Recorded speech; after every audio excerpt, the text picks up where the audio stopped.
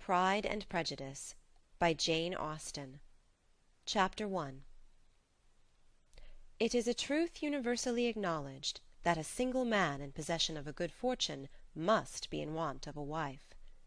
However little known the feelings or views of such a man may be on his first entering a neighbourhood, this truth is so well fixed in the minds of the surrounding families that he is considered the rightful property of some one or other of their daughters. "My dear Mr. Bennet," said his lady to him one day, "have you heard that Netherfield Park is let at last?" Mr. Bennet replied that he had not. "But it is," returned she, "for Mrs. Long has just been here, and she told me all about it." Mr. Bennet made no answer. "Do you not want to know who has taken it?" cried his wife impatiently. "You want to tell me, and I have no objection to hearing it." This was invitation enough.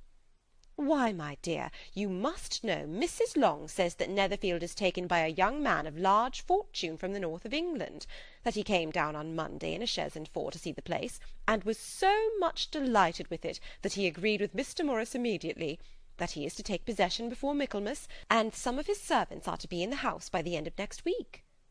"What is his name?" "Bingley." "Is he married or single?" "Oh, single, my dear, to be sure. A single man of large fortune, 4,000 or 5,000 a year.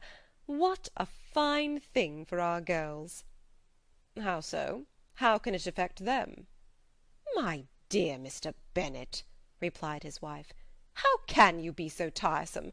You must know that I am thinking of his marrying one of them."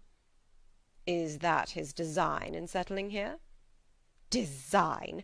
Nonsense! How can you talk so? But it is very likely that he may fall in love with one of them, and therefore you must visit him as soon as he comes." "I see no occasion for that. You and the girls may go, or you may send them by themselves, which perhaps will be still better, for as you are as handsome as any of them, Mr. Bingley may like you the best of the party." "My dear, you flatter me. I certainly have had my share of beauty, but I do not pretend to be anything extraordinary now. When a woman has 5 grown-up daughters, she ought to give over thinking of her own beauty." "In such cases a woman has not often much beauty to think of." "But, my dear, you must indeed go and see Mr. Bingley when he comes into the neighbourhood." "It is more than I engage for, I assure you." "But consider your daughters. Only think what an establishment it would be for one of them. Sir William and Lady Lucas are determined to go, merely on that account, for in general, you know, they visit no newcomers.